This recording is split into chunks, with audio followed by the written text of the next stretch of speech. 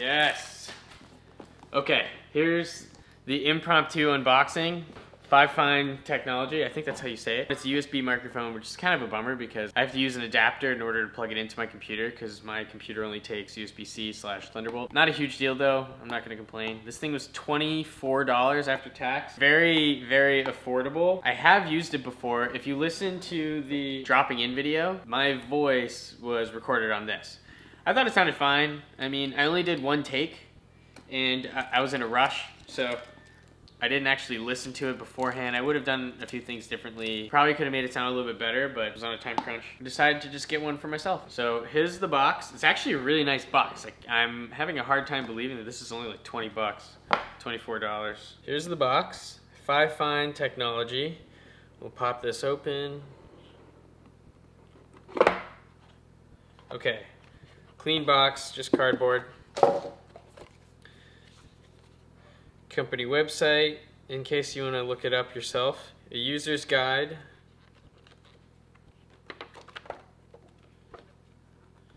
I've been told that this is actually just plug and play.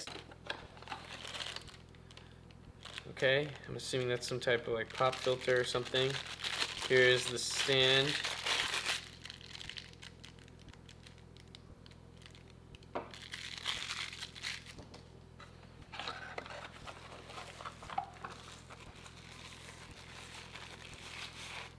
And the microphone. Fifine Technologies right here. It's actually a very beautiful microphone. Pretty impressed. Hard to believe this is 20 bucks. I love this finish. It's like gunmetal or something. I don't know. It's all metal. There's no plastic that I can tell. And the cable, just USB. Move that out of the way. Take that off.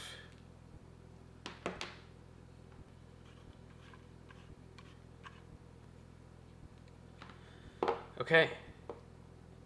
So I figured the best way to evaluate the microphone is to compare it with other microphones.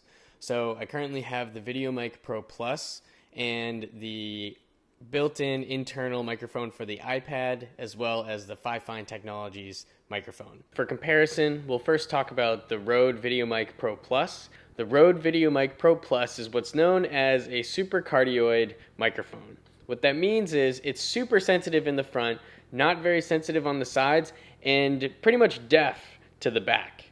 So if you can imagine that pattern, that's kind of what it looks like. That's what it picks up. The iPad microphone, however, is an omnidirectional microphone. That means that it is agnostic to whichever direction it comes from. The back, the front, the sides, it doesn't matter. It'll still pick it up. However, it is an iPad built-in internal microphone, and so the quality out of that is exactly what we might expect. And finally, we have the Fifine Technologies USB plug-and-play microphone. It's super affordable, and it is an omnidirectional microphone, but it's ideal to be used within a short distance, such as 3 to 8 inches is what I'm told. Of course, the use cases for these microphones varies pretty heavily. The iPad, you probably won't be using that microphone very often, maybe for FaceTime calls. The Rode on top of the camera for run and gun filmmaking outside, and then the Fifine Technologies would be more of a home studio or a desk and in a quiet environment. The Fifine Technologies microphone also says in the product description that it takes into account the background noise. So it'll focus primarily on the subject, whatever the voice is, and then it will try to eliminate some of the background noise. 12 seconds later. After taking a look, I'm actually really surprised at how much better the Fifine Technologies microphone sounds, especially compared to the Rode. So this was a $300+ microphone, and then this is a $24 microphone after tax. Pretty incredible to see the difference between the two. Something I do also want to test are the plosives. A plosive, by definition, is any kind of consonant sound where you restrict the airflow, such as a T, a P, a B. If you ever watched The Tonight Show with Jimmy Fallon and Bill Hader's from SNL, so is Jimmy Fallon, I guess. Bill Hader, I think, is hysterical, but they did this short. It's called the Point Pleasant Police Department.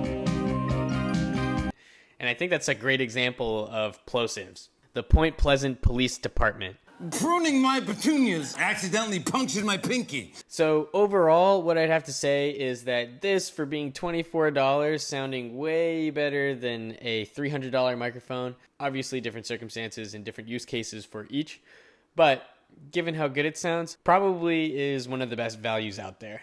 If you're thinking about picking one up, I've put the link in the description below, so check it out. But that's it for today. Thank you so much. I'm out, and I'll see you in the next video.